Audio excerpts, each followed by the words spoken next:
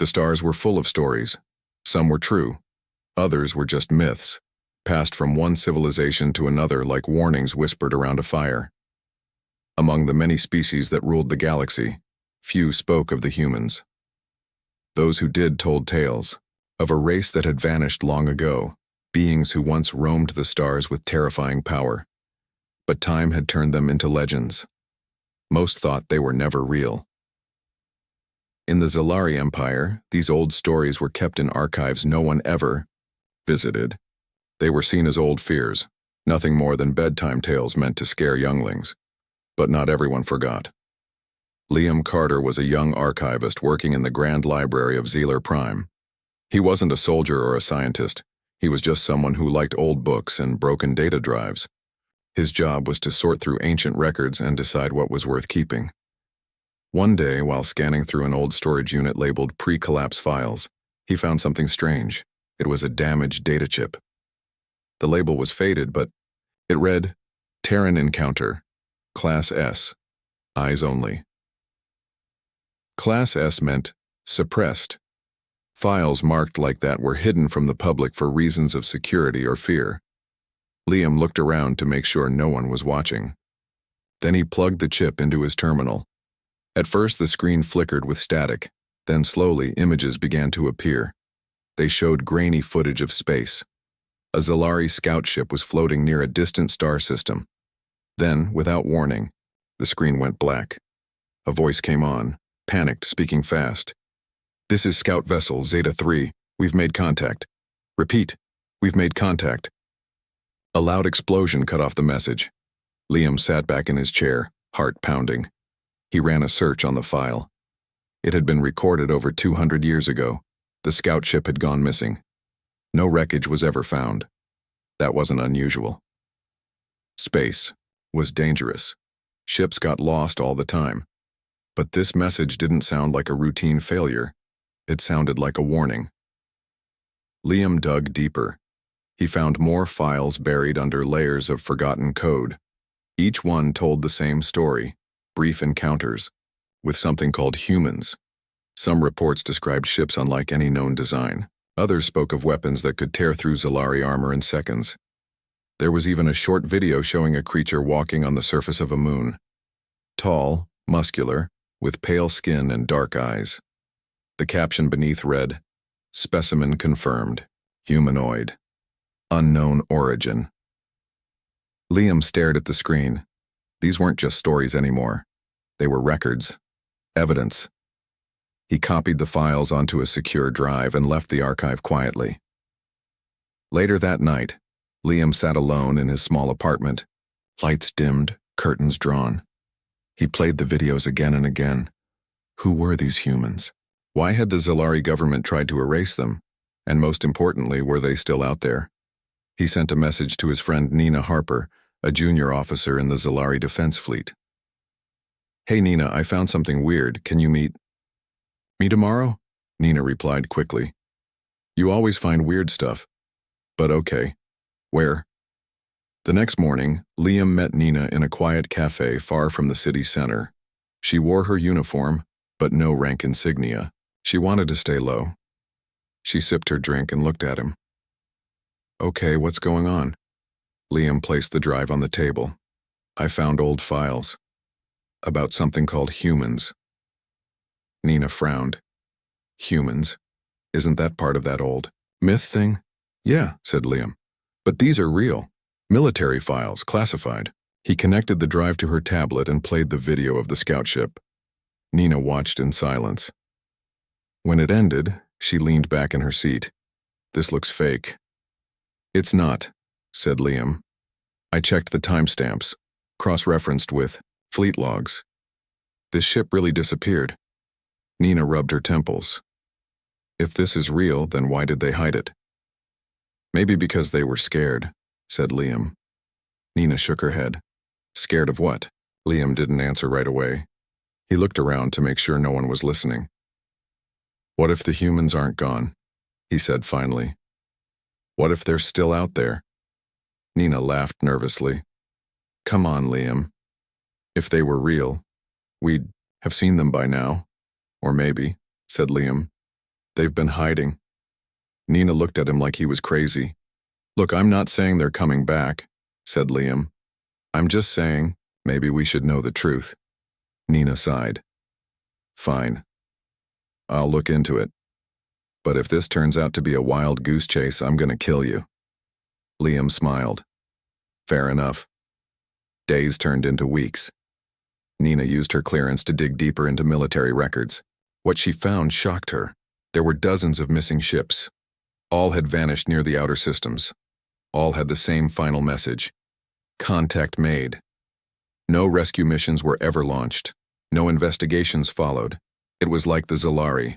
High Command had decided to forget. One night she brought her findings to Liam. You were right, she said. They knew, and they covered it up. Liam looked at the list of missing ships. Why? He asked. Because they were afraid, said Nina. And when powerful people get scared, they do stupid things. Liam nodded.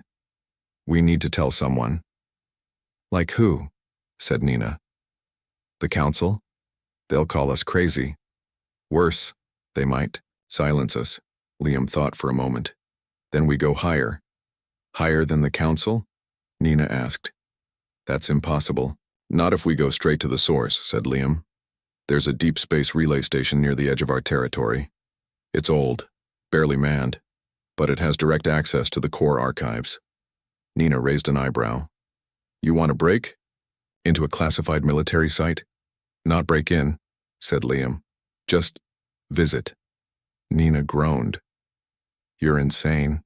Maybe, said Liam. But if we don't do this, no one else will. Nina looked at him for a long time. Then she sighed.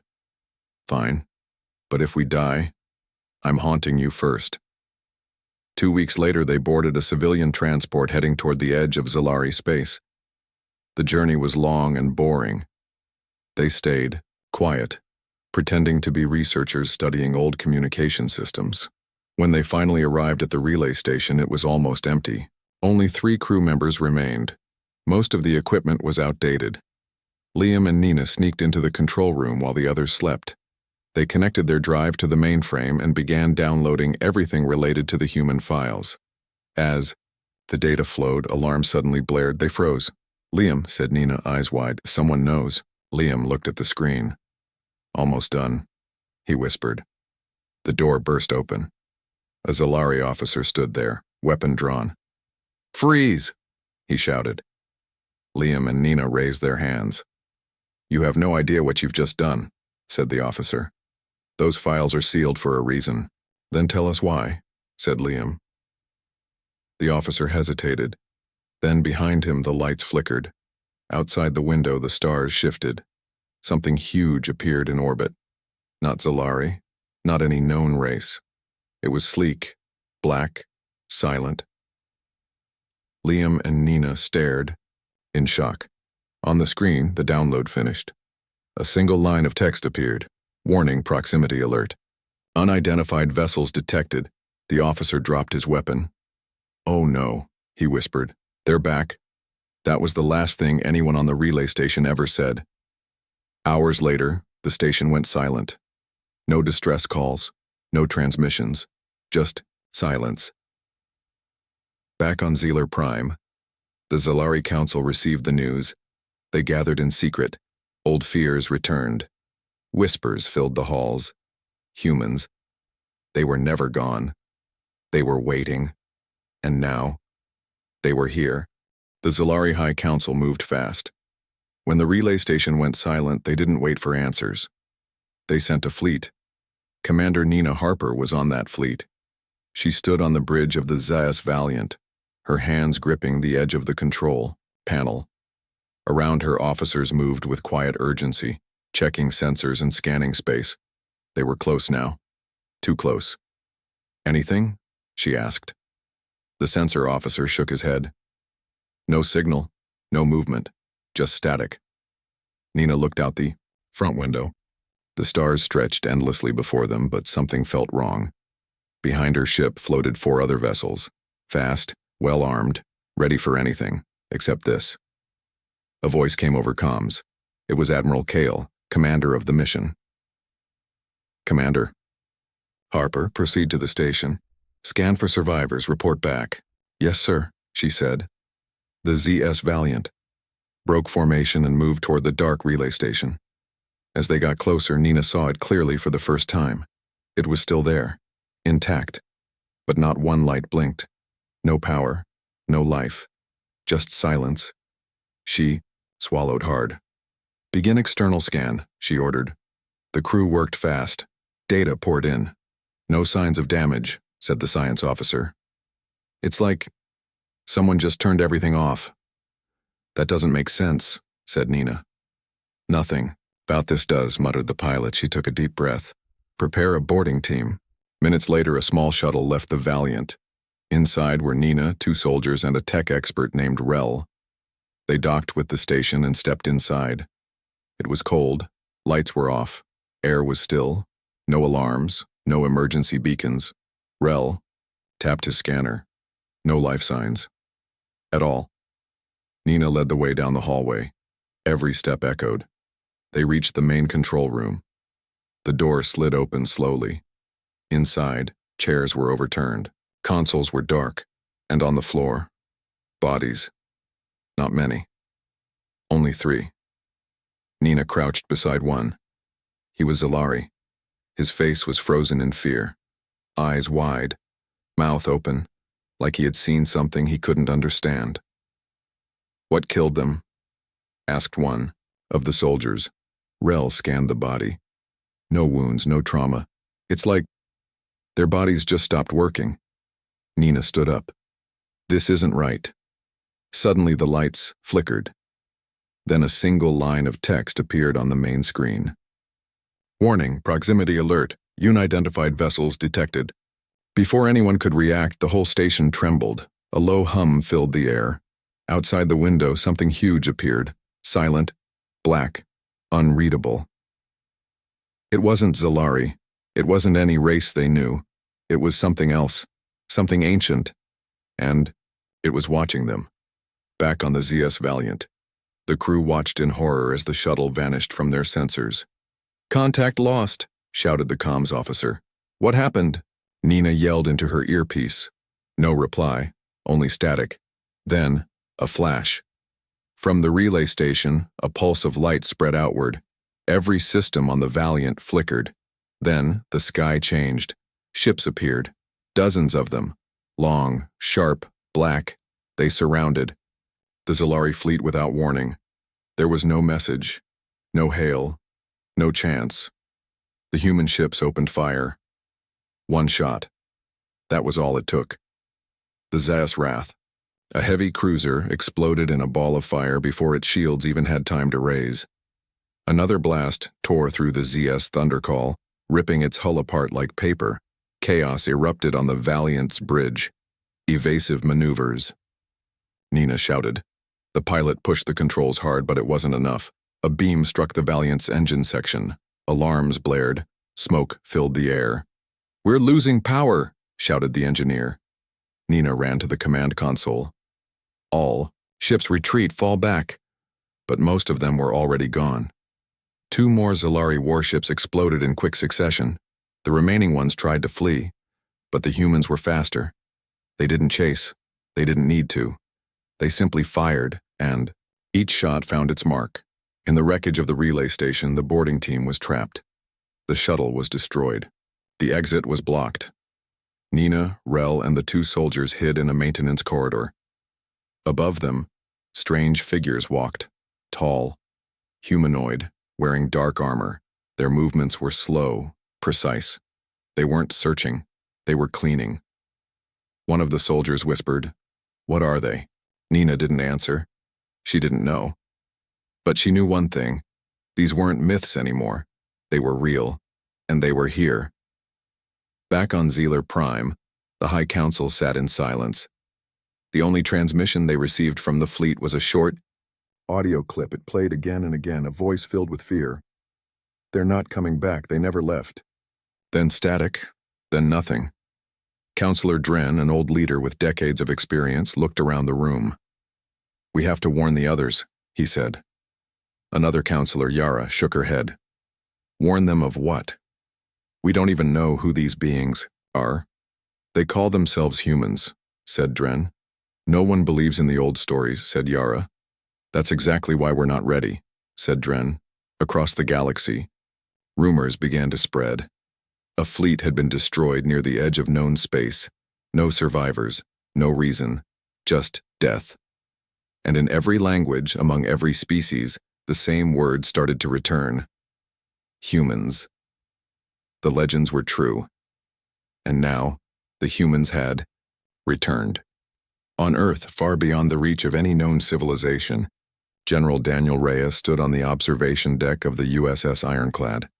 He watched the data stream come in. Zilari fleet destroyed. Relay station secured. Mission complete. Beside him, a young officer asked, "Should we move on the next target?" Reyes didn't look away from the view. "Not yet," he said. He pressed a button on his wrist. "Send a message across all channels." The officer hesitated. What should it say? Reyes smiled. Just one sentence. He cleared his throat. "This is General Daniel Reyes of the Terran Restoration Fleet. If you wish to survive, you will remember this. We are not gods. We are not monsters.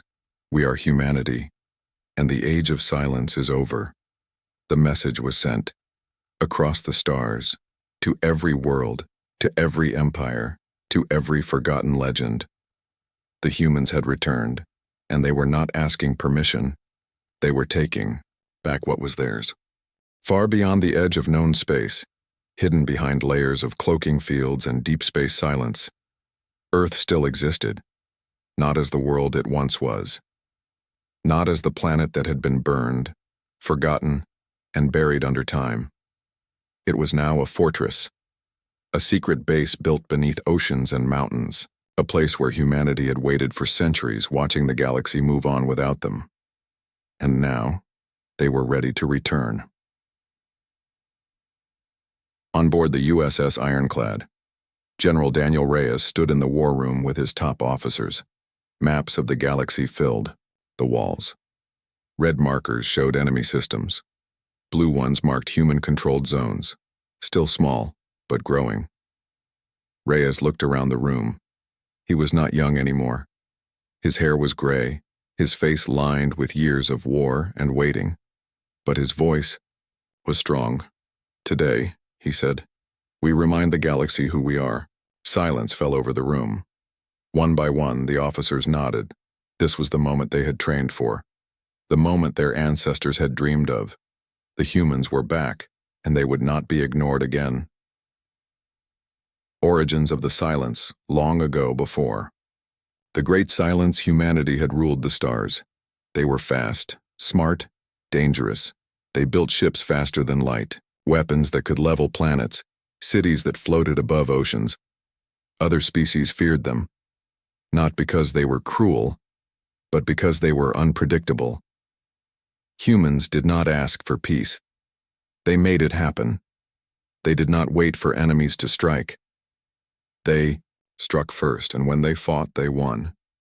That was why long ago, the alien coalition came together. Zilari, Zilthari, Virex, Tharn. They all agreed on one thing: humanity had to go. So they attacked. Without warning, they hit Earth hard. They destroyed cities. They shattered fleets. They drove humanity into hiding, or so they thought. What they didn't know was that not all humans died that day. Some survived, some hid, and some waited. For revenge. The hidden world deep beneath the ocean, inside massive underground bunkers, the last of humanity rebuilt. They called it the long sleep, not actual sleep, but hiding. They shut down all signals, turned off all lights, became ghosts. Generations passed. Children were born in silence. They learned history from old books and broken data drives. They knew what had been done to their kind. They swore it would never happen again. Underground cities grew. New weapons were built. Ships were repaired. And slowly, carefully, humanity rose again, from the shadows, from the silence, from the myths.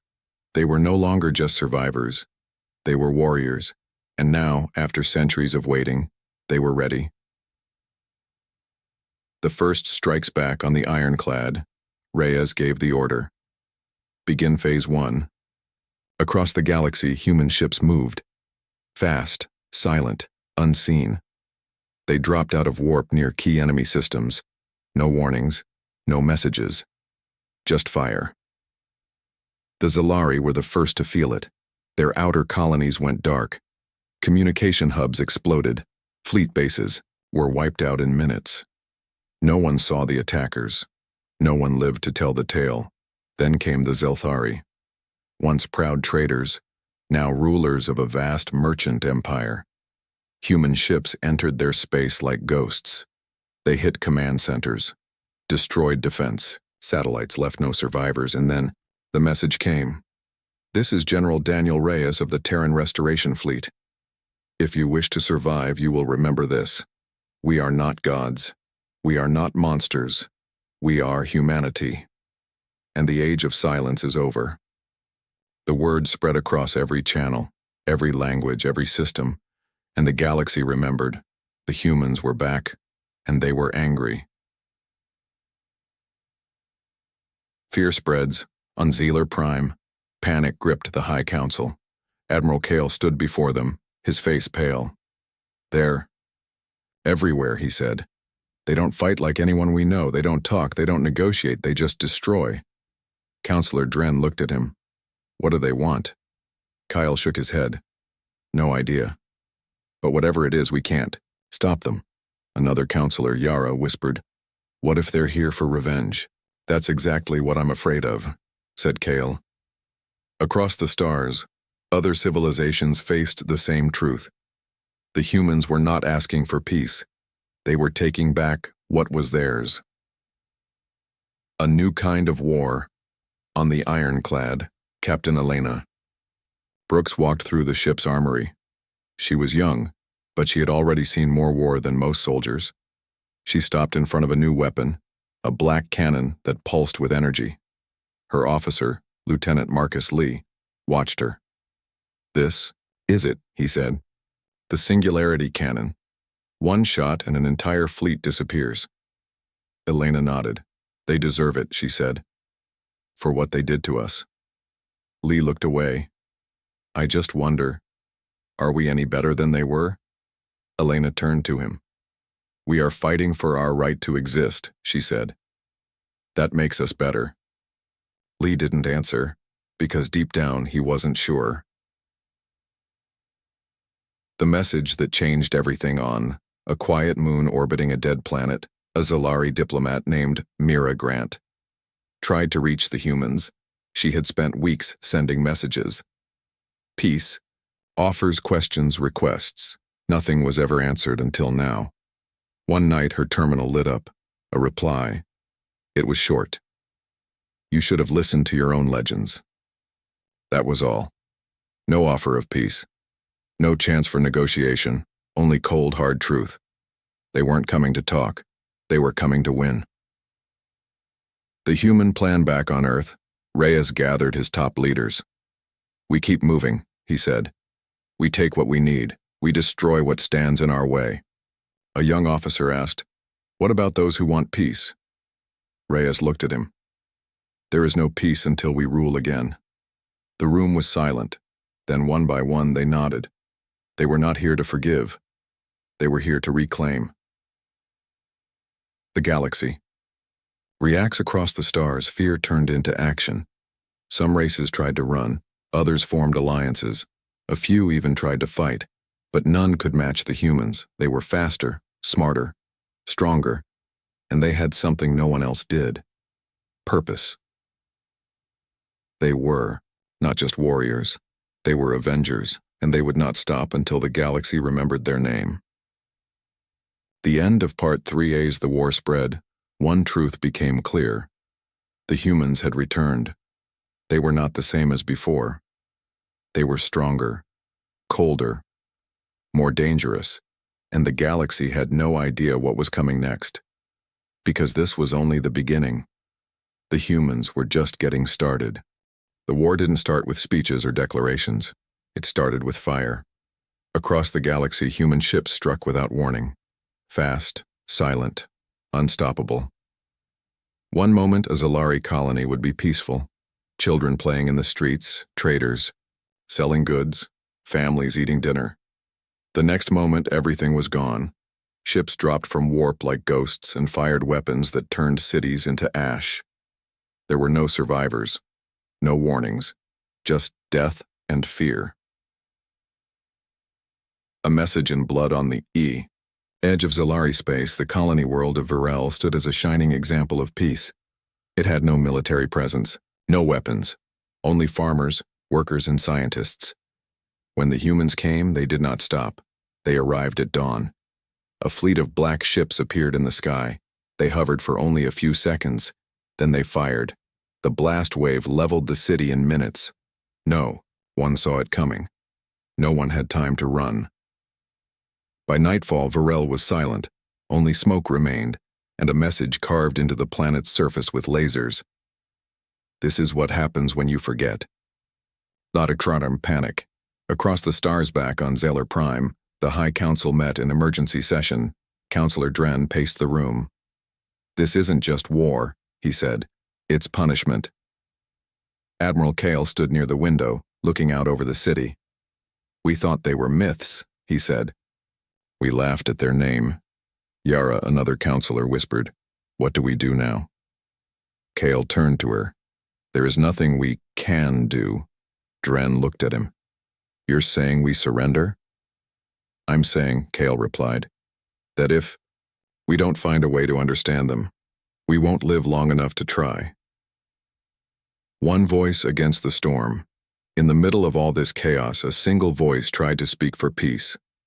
Her name was Mira Grant, a Zalari diplomat who had spent years studying old records. She believed there was still hope, that maybe somehow the humans could be reasoned with. She sent messages across every channel. Peace offers, questions, please. But no one answered, until one day she got a reply, short, cold. You should have listened to your own legends. That was all. Still, Mira didn't give up. She took a small ship and flew toward the last known location of a human fleet. She didn't carry weapons, only words. She wanted to talk, to learn, to stop the killing. But when she arrived, she found nothing but silence and wreckage. Human ships had already been here and left without mercy, without care. Mira sat alone in her cockpit, staring at the stars. She whispered, They don't want peace. And for the first time she understood, this wasn't a war, this was revenge. The human way back on the USS Ironclad, General Daniel Reyes stood on the observation deck. He watched as reports came in.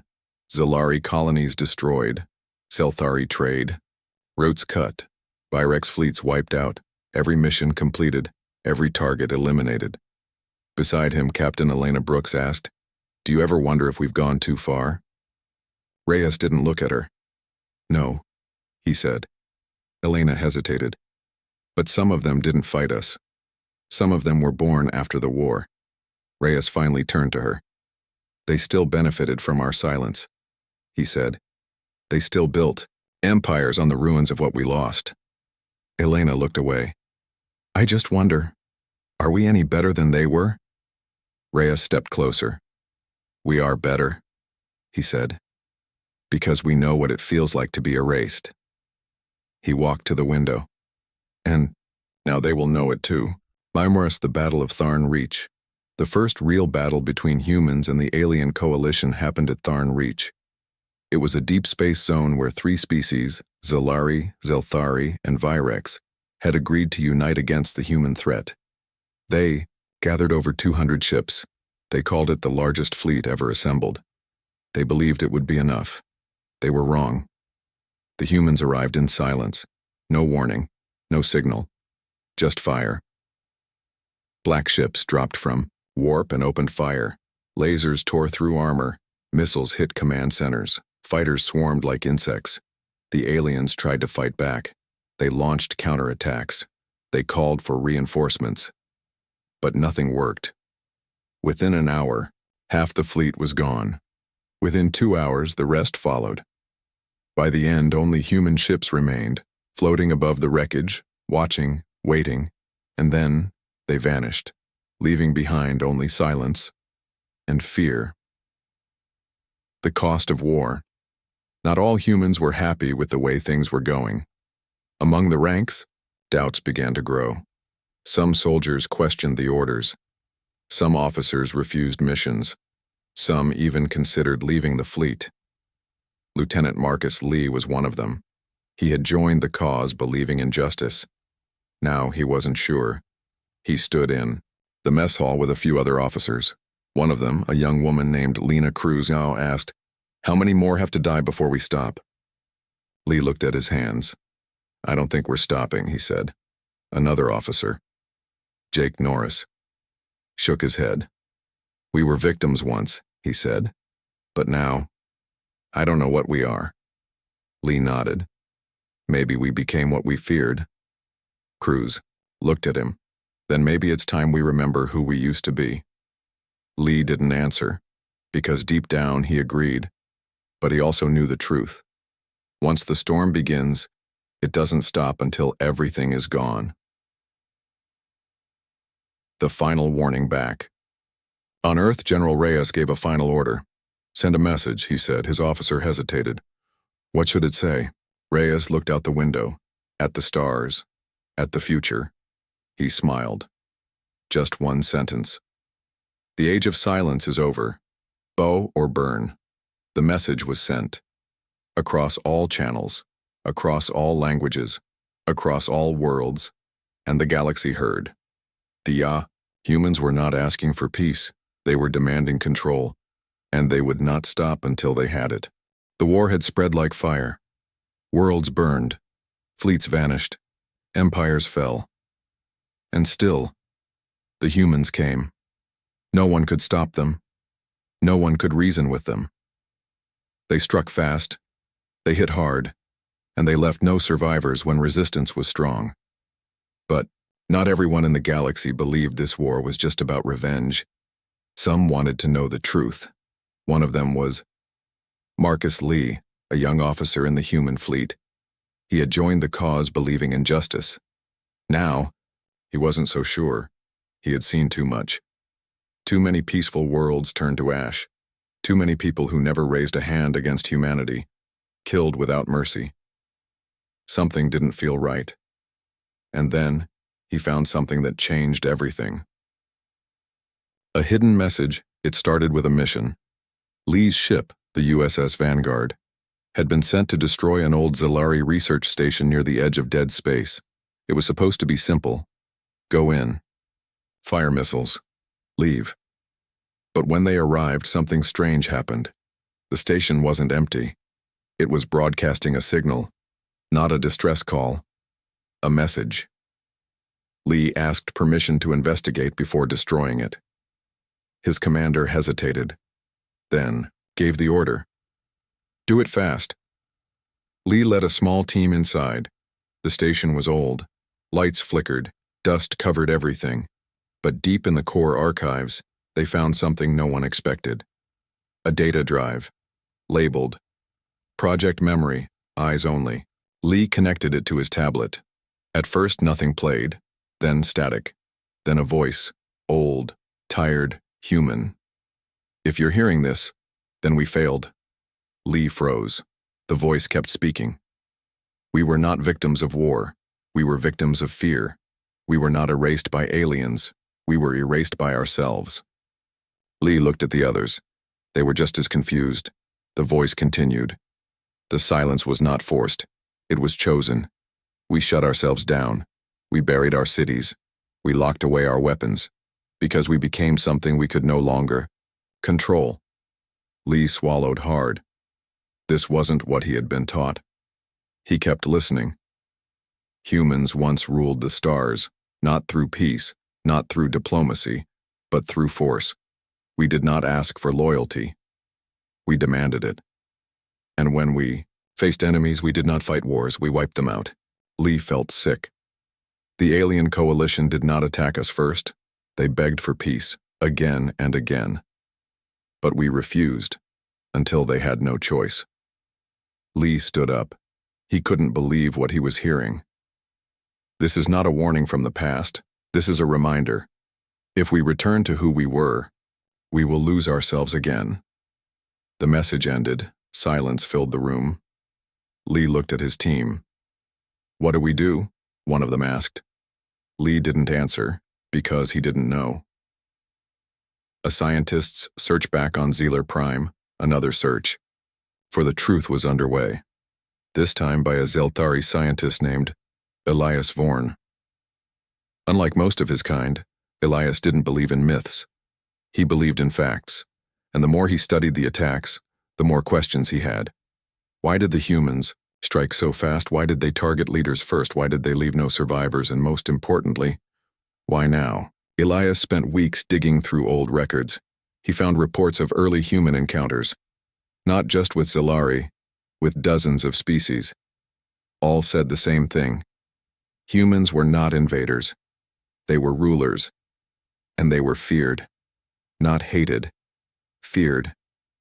Because they were dangerous. Because they were unstoppable. Because they didn't care about rules, only results. Elias put together what he had learned. He wrote a report, sent it to the High Council, and waited. They called him a traitor. They called him mad. They told him to forget, but Elias didn't stop. He knew the truth, and he knew someone else needed to hear it. So he sent a message to anyone who would listen, across every channel, in every language. The humans are not monsters. They are not gods. They are us. And if we don't stop them now, they will become what they once were.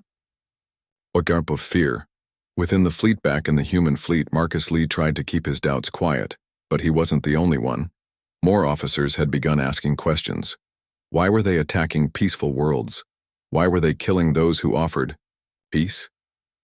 Why did their generals never speak of the past? Lee went to Captain Elena Brooks. She had always been loyal. But she listened. He showed her the message. She watched it in silence. When it ended, she looked at him. "This changes everything," she said. Lee nodded. "We were never saved," he said. "We were locked away, for our own good." Brooks looked away. "I don't know what to believe anymore." Lee took a step closer. "We have to stop this." Brooks shook her head. "If we question orders, we'll be executed." Lee looked her in the eyes. "Then maybe we need to start asking the right questions." Brooks didn't answer, but she didn't look away either. The enemy that was never. There back on Earth, General Daniel Reyes received a report. One of his ships had gone silent, not destroyed, just silent. He read the message carefully. Then he crushed it in his hand. He knew what had happened. Someone had found the truth. And now they were going to doubt. Reyes walked to his command center. He opened a secure channel. "To all fleet commanders," he said, "any officer showing signs of hesitation or disloyalty is to be removed immediately." There was a pause, then a reply. "Yes, sir." Reyes looked out the window, at the stars, at the future. He whispered to himself, "They can't understand. We're not meant to come back, but we did, and now we finish what we started." The final choice. Marcus Lee knew he had little time. If he stayed, he would be caught. If he ran, he would be hunted. So he made a choice. He stole a shuttle, left the fleet behind, and flew into enemy space. He landed on a neutral world, sent out a message to the Zelari, to the Zelthari, to anyone who would listen. The humans are not what you think. They are not here to reclaim what was lost. They are here to repeat history. And if we don't stop them now, there won't be a galaxy left to save. He waited, and for the first time he hoped. The galaxy was burning. From the edges of known space to the heart of ancient empires, the war raged on. Human fleets moved like shadows, silent, fast, and deadly. They struck without warning, left no survivors, and vanished before anyone could. react. But something had changed. Whispers spread among the alien worlds. Not just fear, not just anger, doubt. Some began to question what they thought they knew about humanity. Were they truly victims of an ancient betrayal? Or were they conquerors who had returned to finish what they started? And now, with their power unmatched and their fury unrelenting, the galaxy faced a terrifying truth. There was no stopping them, only surviving. The last stand on the edge. Of human-controlled space near the ruins of Old Terra, the final battle began. It wasn't planned, it wasn't declared, it just happened. The Zelari, Zelthari, Virex, and dozens of smaller species had gathered every ship they had left. They called it the Final Fleet. Their mission: stop the humans once and for all. They arrived in silence.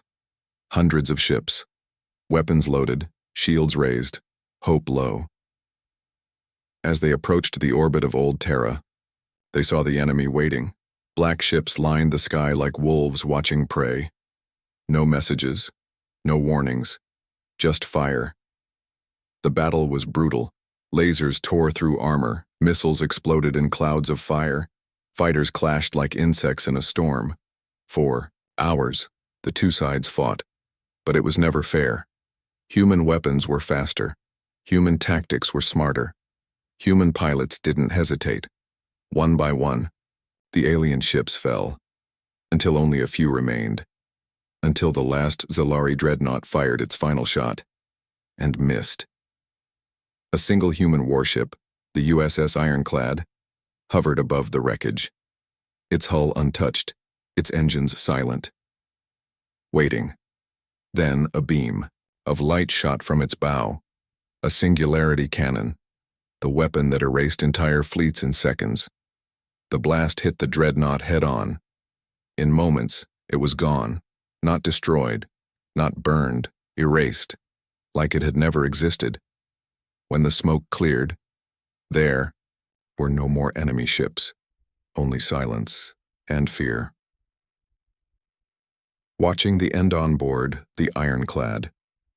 General Daniel Reyes stood alone on the observation deck. He looked out at the battlefield, at the wreckage, at the stars. Behind him, Captain Elena Brooks entered quietly. She didn't speak at first. She just watched. Finally, she said, "It's over." Reyes didn't move. "No," he said. "This is just the end of the beginning." Brooks walked beside him. "How many have we killed?" she asked. Reyes didn't answer. She turned to him. "Do you even care anymore?" He looked at her. "I cared when we were hiding underground," he said. "When we were ghosts in our own history." He pointed at the stars. Now I make sure no one ever forgets us again." Brooks looked away. "I used to believe in this," she whispered. "I thought we were fighting for justice." Reyes stepped closer. "We are," he said. "We're making sure no one dares to erase us again." Brooks shook her head. "But at what cost?" Reyes didn't answer, because deep down he knew this wasn't justice. This was control, and control always came with blood. A new kind of peace back on Earth, the message was sent, across every channel, every language, every world. This is General Daniel Reyes of the Terran Restoration Fleet. If you wish to survive, you will remember this. We are not gods. We are not monsters. We are humanity. And the age of silence is over. The message spread like fire. Some received it as a warning, others as a promise. A few, like Mira Grant, read it with sadness. She had tried to stop the war. She had tried to talk. Now, she understood. The humans didn't want peace. They wanted control, and they had taken it.